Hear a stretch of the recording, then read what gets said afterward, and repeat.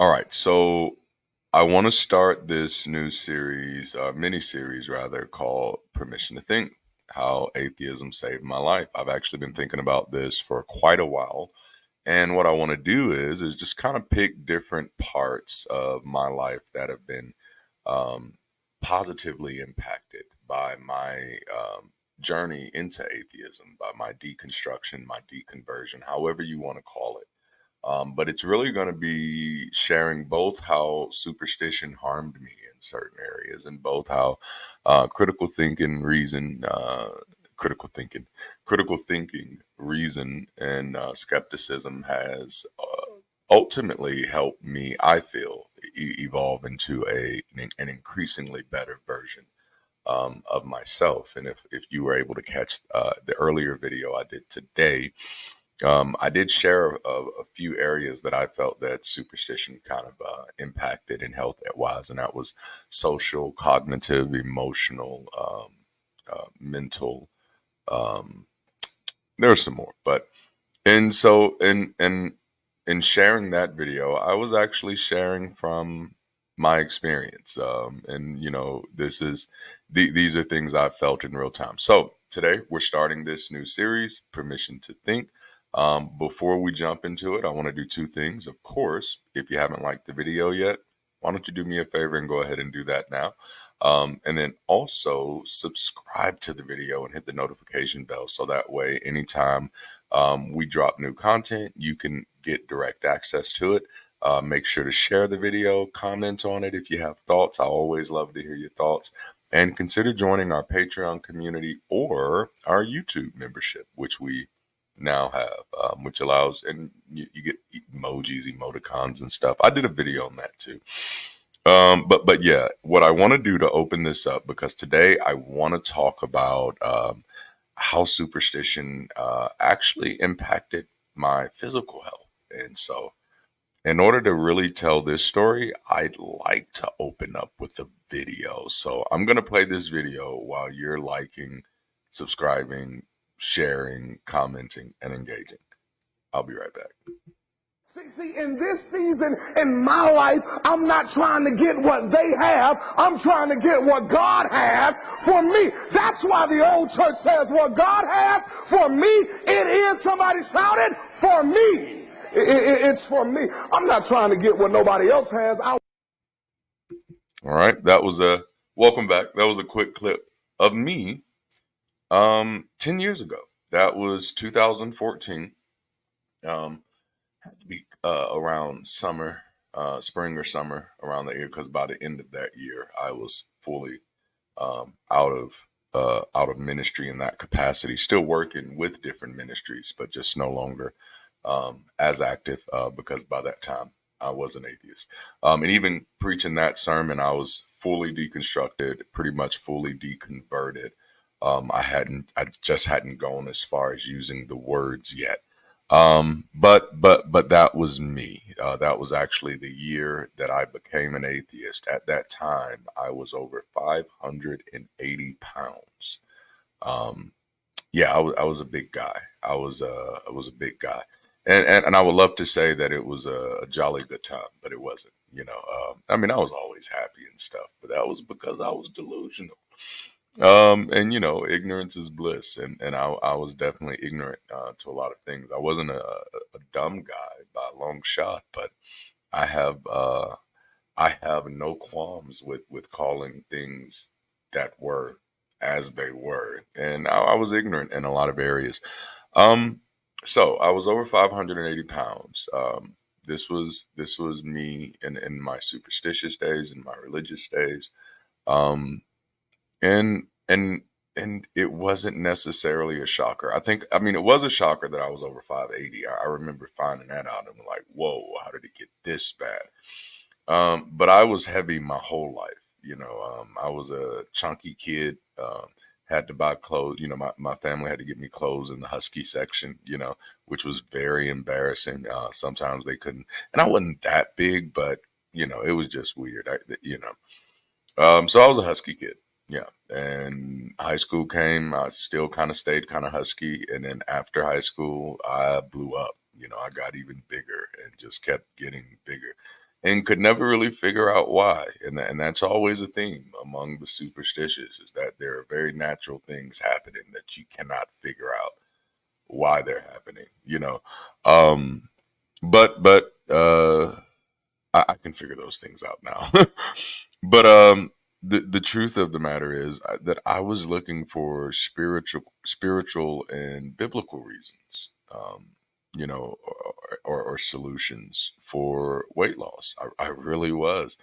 Um, now, and I say that, but at the same time, I was definitely willing to entertain passing diet fads. You know, I definitely tried the Subway diet, you know, a few times. You know, but I think one of the benefits you're supposed to get out of the Subway diet is the vegetables. And you're going to think this is weird about me. As a matter of fact, this might be enough for you to unsubscribe. I'm so sorry if it is. But I can't eat lettuce, tomatoes, onions, coconuts, carrots, and a whole bunch of other things. And just to be clear, I'm not allergic to these things. I just have a natural aversion to them, which means I cannot process them in certain states. For example, carrots, I can eat as long as they're cooked. But eating an uncooked carrot is essentially the same for me as eating an uncooked potato. So it doesn't work well. So none of my sub sandwiches had the vegetable requirements. um, I eat pickles, but I don't like them on my thing. And then it's just weird to kind of show you this. I can eat pickles, sour pickles. I can't eat sweet pickles, and I can't eat cucumbers. I would love to. I absolutely love the taste of lettuce and can't process it. But you know, it's fun being me. But no. So I did try a lot of diet fads. I did try a lot of exercise fads. But in none of those things what was I actually trying to get a good understanding, or even at that time, and it may rub people the wrong way to say it this way. I don't think I had the capacity to understand at that time. If someone could have walked me through some things about the health choices I was making, I don't think the way my mind was geared during that time that I would have even been open to receive it, or I would have been more like, oh no, I completely get what you're saying, while absolutely not getting what you're saying. And that is one of those dangers of superstitions that people don't talk about, is, you know, you pretend to know things that you don't know, but you do it in a way that you don't feel like you're actually pretending.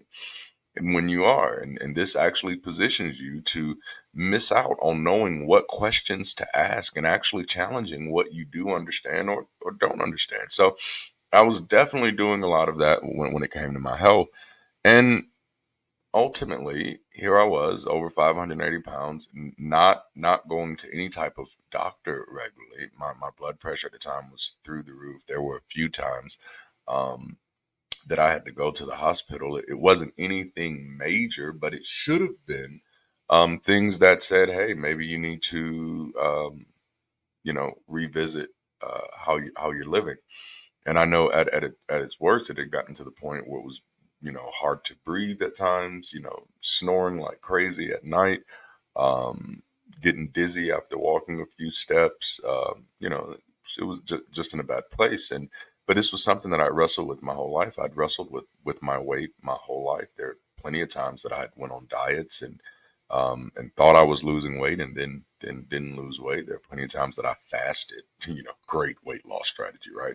And that didn't do anything. But when I began to engage critical thinking, when I began to engage critical thinking, things did kind of shift. Um, so I realized that it wasn't just believing things. Yeah, it wasn't just believing things without reason. That was the problem, right? You know, so I believe things about Jesus, believe things about the Holy Spirit, believe things about God, but it wasn't just believing things that was the problem. I was also living my life without reason. So it wasn't just believing without reason, it was also living without reason. That's where I was. I was living without reason. It's a crazy feeling to be led by to be led by purpose while not engaging with reason. I mean, like, wow, because that's where I was. I felt like everything I was, no, this is about purpose. This is my purpose. This is like, how are you so engaged with purpose and not engaged with reason? And that's where I was. I literally had a conversation with my wife sitting at the breakfast table on how I never really acclimated myself with the reason we eat or need to eat. I was literally eating without reason. I was eating for no reason, just eating, you know. And again, now if you would have just told, if you would have, even if somebody would have communicated it to me that way, around that time in my life and said, "Hey, Durante, bruh, you're over here eating for no reason. Like you need to slow down." Like I probably would have taken it offensively because that is another thing that superstition does kind of do to you. It makes you feel like you're fragile. Not all superstition, just some superstitions. Specifically, religious superstition in the black church, it makes you feel like you're fragile and that everything somebody's gonna say is gonna hurt your feelings.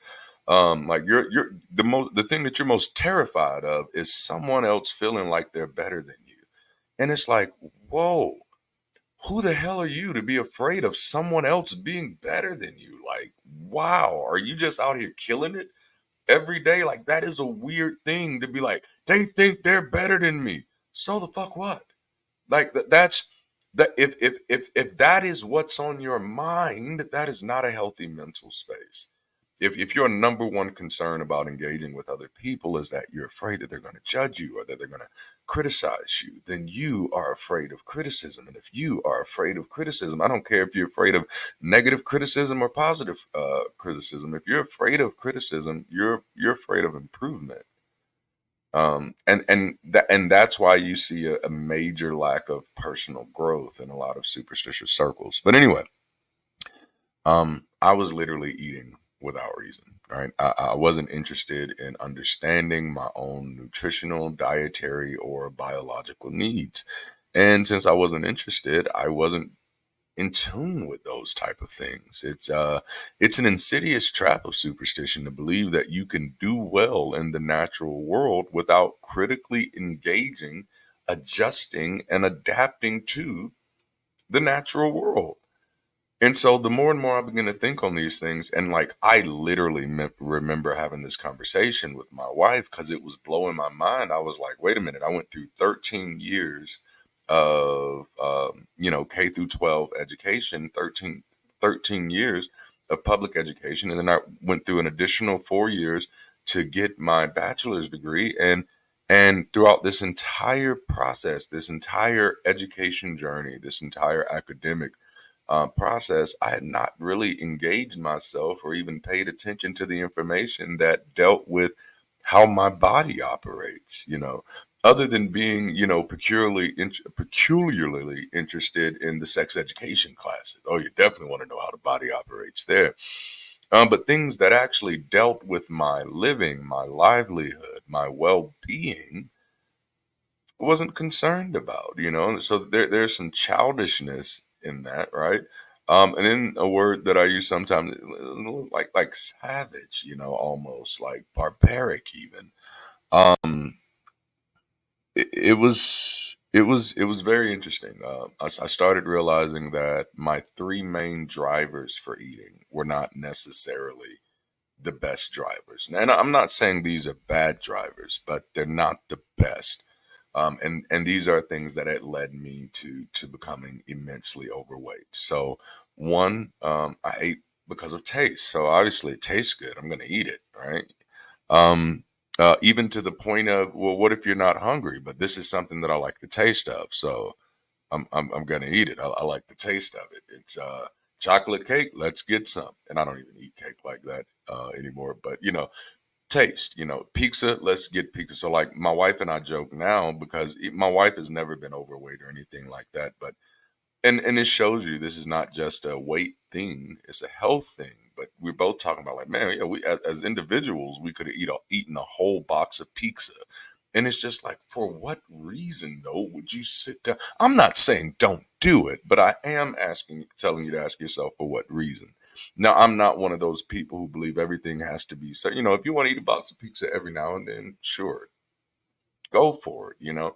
But if you start doing that every day, or even every weekend, and you start putting on some extra pounds, if you're not knowing where those extra pounds are coming from, you probably have a superstitious relationship with your nutrition and your biology. So taste, but then another one, and I think this one gets hit a lot when people do talk about their physical weight loss journeys, is emotions. I was definitely an emotional eater. I can remember at one point, even in 2013 and 2014, because I felt like my life was so miserable, that I just, when I felt bad, I just go eat. And part of, I feel like I was eating to punish my ex-wife. I know that's a really weird thing, but I'm just being honest, and honestly, I don't give a damn who judges me. It is what it is. I feel like it was like, no, I'm just eating to punish you. I want to show you how miserable I am. And I wondered, I was like, was I doing that when I was a kid too? Was I was I eating to just kind of punish other people to show them, hey, this is how I'm so miserable that I don't care that I'm gonna make myself overweight or something like that. I don't know. But emotions was definitely a major driver in my dietary decisions, and then availability. And this perhaps has a lot to do with growing up. Number one, growing up in poverty, and not knowing when there was, ever going to be another supply of food. But then also number two, stemming from that same issue of growing up in poverty, growing up in people who've also grown up in generational poverty, who are responsible for raising you. They're passing on things to you like eat everything that's on your plate. You know what I'm saying? And you don't get up from the table until this plate is gone. Which at this moment is now training you, or really teaching you that eating is not about personal satisfaction. It's not about personal autonomy. Eating is not about knowing when your body has had enough. Eating is about satisfying the people who provided the food. And in the black community, that actually is a real thing. One of my favorite aunties to this day, if you go over to her house, she's gonna want to feed you, and if you only eat one plate, she's gonna be like, "What's wrong with you? You didn't like the food? You normally like my chicken. You don't like my chicken? You too good? Boy, go in there and get you a, So those are things you have to wrestle with. Which again, it's only recently. I've been an atheist for 10 years. It's only recently now that I'm starting to realize how much superstitious ideologies impact personal autonomy, and that is definitely one of them. But because of that, I started eating just because food is available, just because it's here. And I remember just again at the table with my wife having this conversation because it's like I'm eating for the same reason my dog eats. Like it had never occurred to me that I could actually think about what I eat, why I eat, when I eat, and even how I eat, and make informed decisions that make sense with my life goals instead of just following my appetite. And that was ultimately one of those like breaking points for me, is realizing that yikes, I literally am. And it wasn't just in my in my nutritional aspects. There were other areas of my life that I could find those same type of behaviors that, whoa, I am solely following my five senses. And every now and then intuition. But yeah, I'm being, no different. I have a beagle. His name is Aston. He's beautiful. Aston Martin. My last name is Martin, for those of you who don't know. And so Aston's beautiful, but like, if it doesn't matter how full he is, how satisfied he is, if I put food out, he's gonna eat it. And that's how I was. That's literally how I grew up. Once if they put food out, it's time to eat food, right? You didn't even growing up, you didn't even get the option of saying, "Oh, well, I'm not hungry right now." That wasn't an option. There's food out, so you eat. There's food available, so you eat.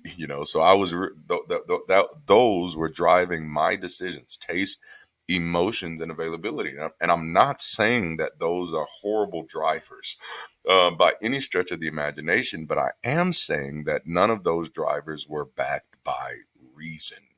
And for me, that was obviously detrimental. How do we know? You saw the clip. I was over 580 pounds because I had not bound my eating habits to an actual understanding of the world around me. And at one point, like, I used to joke, like, I literally thought that God was keeping me big to keep my ego in check. That was God's way of making sure that I didn't, just become super duper promiscuous. That's why he wasn't going to let me be a skinny man. He had to keep me heavy so I wouldn't be promiscuous. Didn't necessarily work, but anyway. Um so I was now at this place in 2014, or actually 2015, when I was having this conversation with my wife, of realizing that holy snap, I've probably not made good decisions, and it wasn't just totally beating up on myself. It was realizing that I hadn't acclimated myself with information that I needed to be acclimated to, but it was also like a big relief because I tell people even to this day one of the most powerful things that I can ever learn about any circumstance in life is that I'm the problem. Because I can fix me. As long as I thought God was the problem, then that was something that was outside of my control. As long as I thought that the devil was the problem, then that was something that was outside of my control. As long as I thought that other people, or the way that other people made me feel, or the way that other people treated me, or the way that other people responded to me, as long as I thought that those things were the problems, which, mind you, all of those are superstitious ideologies. Those are things that I have no evidence for. They're just nice little shortcuts to thinking that, maybe this is the reason why you're not making it. But the moment I realized that, hey, what if you're overweight because you haven't actually managed yourself properly?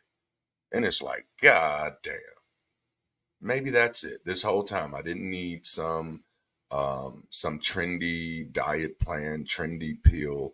I just needed to actually pay attention to myself and pay attention to my body. I needed to actually monitor and manage myself. Even from my preaching days, I begin to say stuff like that technically there is no more famine, right? Because what we ultimately realized about famine is that famine was ultimately always the result of mismanagement. Now, at one point, that mismanagement was absolutely probable, plausible, and even tolerable and excusable because we didn't have certain tools yet as a species to manage those things. And so those things seemed impossible to manage. But we've given ourselves a lot of tools over the past, several hundred years. Actually, several thousand years, we've given ourselves quite a bit of tools. We've been dealing with tools for a while. And so management is really just a proper utilization of those tools and collaboration with other people. And so I had to become a better manager of my life. Instead of just eating, just being driven by my appetite, I started managing my relationship with food. I'm not necessarily at a place where I'm just super duper picky about what I eat. I don't necessarily play that game. But I just manage how I eat, what I eat, when I eat, why I eat. And so let me give you some of those kind of things as we close up here. Um, the main thing that I did was I've given myself permission to think about the way I engage my health. So I'm not. That's the problem with trends. With trends, you're giving someone else permission to think for you, right? You're trying not to think. You're trying not to have to think about it. When you're chasing those trends, whether they're dieting trends or exercising trends, any of those things, what you're doing is you're trying to come to a decision without having to engage the adequate information in order to be able to qualify to come to that decision. So you're trusting someone else's qualification without even knowing enough about the information to be able to determine the qualification, which is why you kind of put yourself in a loop of going through trend after trend after trend after trend, because you don't realize if I don't have enough information to determine if what they're telling me is right or wrong, then I also don't have enough information to determine if they're qualified to tell me the information. And this is why I'm vehemently against these type of superstitious shortcuts, because now where these things were necessary at some point, now they're actually detrimental and keeps us doing the same things over and over again, expecting different results. And the truth of the matter is, and I think I said this in an earlier video, is that if you want to change anything in your life, the first place that change is going to have to start is you getting a real good understanding of how that change works. um, one thing that I've noticed with a lot of people who have superstitious attachments is that they don't get acquainted with how change works. They don't get acquainted with how transformational or trans transition transitional. I was looking for another word. Transitive. Okay, yeah. Transitional, transitive, transformational processes. They don't really understand how these things work, which is the biggest detriment about that is then you will give up before you even see the change because you had a really unrealistic expectation. See, again, superstition, it just kind of poisons everything because if your goals are not realistic, if your goals are not realistic, if the time you've set to achieve those goals are not realistic, then you're not going to be able to feed yourself the cognitive and emotional and mental type of reinforcements needed to continue and follow through. You're going to superstitiously believe, as I did, that hey, I've been doing this diet for a month and I've seen no change. This doesn't work. And again, because the understanding needed to actually engage that diet plan in the first place was forfeited. We forfeited getting that understanding by just believing that this person on television or this person who I just randomly met who's trying to sell me something. By the way, always recognize when you're being sold. For some reason, superstitious people have a really hard time recognizing when they're being sold, right? So, but I gave myself permission to think about the way I engage my health, and now I have two main reasons that I eat instead of drivers. So instead of being driven to eat, instead of being led by my appetite, critically engaging my diet, my dietary, nutritional, biological needs has helped me understand two reasons why I eat. Number one, I eat for energy. I eat for energy. I mean, that's my biological need, right? I need that energy to subsist, to exist, to be productive, to do things, to wake up, to actually enjoy life. I need that energy. All right. So I eat for energy. So now, because of that, because I now eat for energy, I'm not necessarily eating for taste because my memory is not that bad. There's a comedian who says, all right, you know what it tastes like. You can stop now. You know what I'm saying? He was talking to big people. Because I would just keep eating. Oh, this tastes so good, but I mean, I've already had the taste. I have the memory, so I'm okay there.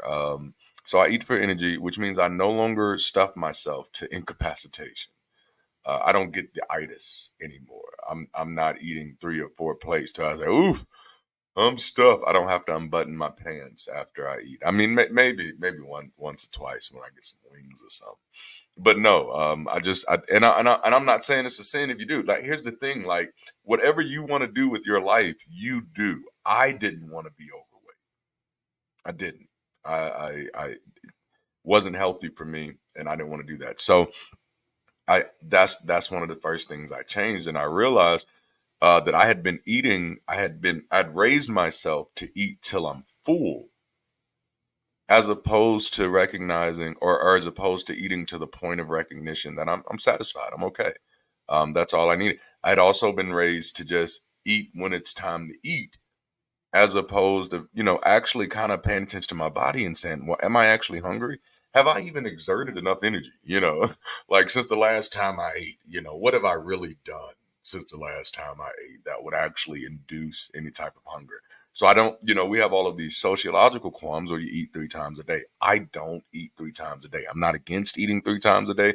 Sometimes I do eat 3 times a day, but that is definitely one of the things that kept me big is that I felt like I had to eat 3 times a day. And the truth of the matter is, I had no actual reason to believe that. But this was, and again, when you're already in a superstitious mindset, you don't require a reason to believe things. If things are just commonly accepted, then it's true. That's dangerous. And so, yeah, I eat for energy now. So I don't eat till I'm stuffed. I don't eat when I'm not hungry. If I'm slightly hungry but I'm not sure, I'll drink something first. Um, and the second thing is I eat for experience. Those are my two reasons. I eat for energy and I eat for experience. So yes, um, I will enjoy whatever but I'll always balance that out. But yeah, I love culinary masterpieces. I mean, who doesn't, right? So yes, I now eat for experience. That's a sociological thing, right? Just to be able to experiment on a different type of dish with other people, to share it with your friends, your loved ones, and things of that nature. And of course, that's typically what I do if I go to a family, a family environment. And I'm not really thinking about dieting or any of those things. I'm just thinking about that experience and enjoying that experience. But still critically engaging it, letting myself know that okay, you might have to do a little bit of extra working out next week to work some of this off, or your cheeks are going to start plumping up. Because and that's literally what happens with me. I've also substituted much of my drinking for water. So I used to. Oh my goodness. I didn't do it for any religious reasons. I said I did it for superstitious reasons. And those superstitious reasons was I didn't know any better. Or I wasn't even trying to know better. I wasn't engaging the fact that hey, if you're putting all of this in your body, this is the impact it's having. But I remember every time I'd go to a restaurant, I'd drink about 10 to 15 Sprites with grenadine, which is just cherry sauce. I don't think you're supposed to call it sauce, but it works. Shirley Temples, or Roy Rogers. It's Roy Rogers with a Coke. But yeah, 10 to 15 Sprites before the meal had come. And then I'm still going to get drink quite a few more there. So a lot of my weight actually came from a lot of empty calories that I was taking in because no, what you drink doesn't impact how much you weigh, and all that stuff. Yikes, right? But those are things that I wasn't acclimating myself with. So as of now, like I literally don't really drink sodas outside of a special occasion. I'm not like, oh, it's a special occasion, I get to have a soda. It's nothing like that. I mean, it's a family event or something. I was like, you know what, I'll take one. But for the most part, I drink water for my day drink. I will have a cup of orange juice every now and then. But alcohol is pretty much my night drink. Hence, is the absence of sodas, Kool-Aids, coffees, or teas. You got to keep that thing balanced out. So it's like water during the day, alcohol at night. That feels like a superhero story or a Jekyll and Hyde story ready to happen. And I exercise every day in a way that makes sense to me, realizing that much of my life is sedentary. Sedentary, is that right? Yeah, that's right. I sit in front of a computer the majority of the day.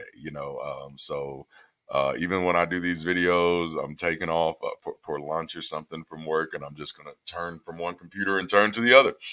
And so I realized, like, well, that's not actually our typical state of affairs. My body is not necessarily a machine for sitting all day, and doesn't have a way to optimize itself for health, if that is my daily habit. So I have to offset that by getting in an exercise routine. Now, my exercise routine started with just walking in place, counting my steps, and it started with just getting 4,000 steps a day. Then I jumped up to 7,000. And now I jumped up to 10, and then I jumped up to 15, and now I'm back down to 10. I'm like, I'm good. I'll stay at 10 for a while. But then I also jog in place sometimes. I did all these things. Why? Because I knew that if I attach something else to it, if I say, "Oh, I'm gonna go to the gym every day," then this is just assigning myself something that I'm not actually gonna do because I'm gonna have to pay for the gym, and then I'm actually gonna have to get up and go to the gym. But I can just walk at home, and if I can't work out at home, then me paying for it isn't gonna make me work out either. And guess what? It worked out perfectly for me, as you can see from the difference. So now I also walk my neighborhood and play basketball to help work out some of those other muscles that have been abandoned for so long. Um, but the truth of the matter is, atheism and reason robbed me of my excuses and restored me of my agency. I was a fairly disciplined person before, at least I thought. But I did learn that my ability to exercise self discipline was directly correlated with my understanding of the reasons. And so once I started giving myself permission to think and permission to critically engage the world, even beyond just my religion, because that was the thing for me. I realized that if I've been deceived and mentally lethargic in this area of my life, which was my religion, well, me knowing how important my religion was to me, very, very important. I'd staked my eternal soul on this, whatever that is. I'd staked my whole life on this. Now, if this was so important to me, but I had allowed myself not to critically engage that, then what other areas in my life had I also been overlooking? And that's ultimately how I came to this place of realizing that, wow, superstition is not my friend. And that superstition is quite harmful. So in these ways, in this little short video, I just shared a little bit about how superstition harmed my health and about how atheism has completely revolutionized my health. And of course, it's not atheism in itself, because atheism and superstition on their own accords, they have no individual agencies. They're just ideals that we've attached labels to. At the end of the day, it was me. It was me. My atheism gave me the freedom to critically engage. And that's one of the things that I would love for other people to have for their lives. This is why I highlight the dangers of superstition while still trying to make it safe for people to identify with whatever cultural religions they want to identify with. But to find a way in the midst of all of that to encourage them to look within and to begin to actually learn about how the world works around them, to critically engage with that so they can make better decisions for themselves. So that's my little journey. I hope you guys enjoyed it. I hope you all enjoyed it. And I'll be sharing a few more videos like this over the next few weeks. Um, that's all I have for now. In the meantime, don't forget to like the video. That's important. Subscribe to the channel, hit the notification bell so that way you can get those little updates and stuff. Share your thoughts in the comments. I love reading through them, as I always do. And if you like this type of content, you want to support this type of content, consider joining our Patreon community or our YouTube membership community. Both are open for business now. And so it's been an incredible journey. Thank you all for being on the journey with me. Until next time, keep rising, people. Stay progressive.